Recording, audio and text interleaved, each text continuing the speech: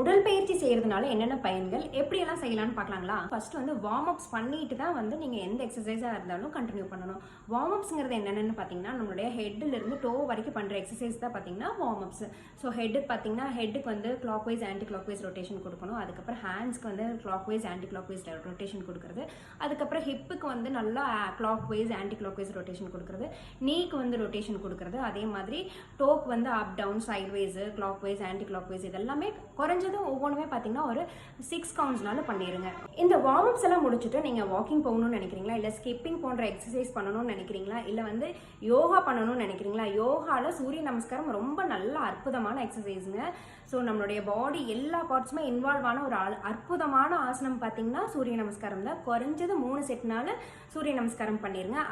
அடுத்தது யோகாவில் பார்த்தீங்கன்னா ப்ரீத்திங் எக்ஸசைஸ், அதாவது நல்லா இன்ஹேல் அண்ட் எக்ஸ்ஹேல். நம்மளுடைய ஃபோக்கஸ் ஃபுல்லாமே வந்து பார்த்தீங்கன்னா நம்ம இன்ஹேல் அண்ட் எக்ஸ்ஹேல் பண்ணுறதுல தான் இருக்கணும்.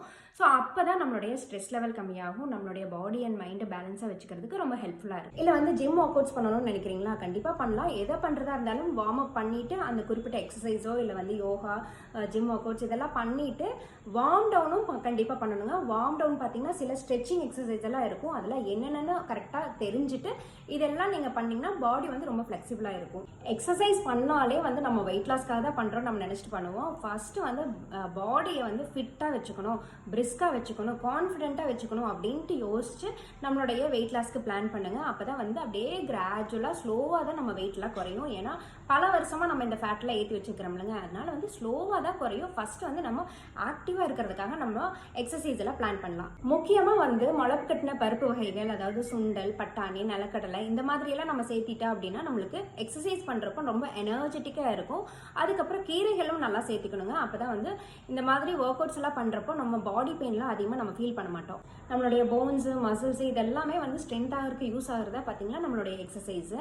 எக்ஸாம்பிள் பார்த்தீங்கன்னா நம்ம ஒரு மேட்லேருந்து குதிக்கிறோன்னு வைங்க, நார்மலாக இருக்கிறவங்க குதிக்கிறதுக்கும் ரெகுலராக எக்ஸசைஸ் பண்ணிட்டு இருக்கிறவங்க குதிக்கிறதுக்கு கண்டிப்பாக டிஃப்ரென்ஸ் இருக்கும். ஸோ நம்ம பாடியோட ஃபிட்னஸ் எப்படி இருக்குன்ட்டு அதுலேயே நம்ம தெரிஞ்சுக்கலாம். எக்ஸசைஸ் பண்ணுறவங்களுக்கு பார்த்தீங்கன்னா அவங்களுடைய லைஃப் ஸ்பேன், அதாவது வாழ்நாள் வந்து கூடும்னு சொல்கிறாங்க.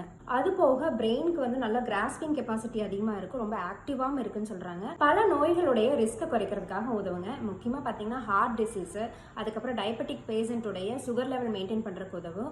அதுக்கப்புறம் போன் டிசீஸ் இருக்குதுங்களேங்க, அதாவது மூட்டு வலி இல்லை வந்து இடுப்பு வலி, இவங்களுடைய ரிஸ்க் எல்லாமே வந்து குறைக்கிறதுக்கு நம்மளுடைய எக்ஸசைஸ் எல்லாம் கண்டிப்பாக உதவும். ஸோ தினசரி உடற்பயிற்சி செஞ்சு உங்களோட உடலையும் மனதையும் ஆரோக்கியமாக வச்சுருங்க. தேங்க்யூ.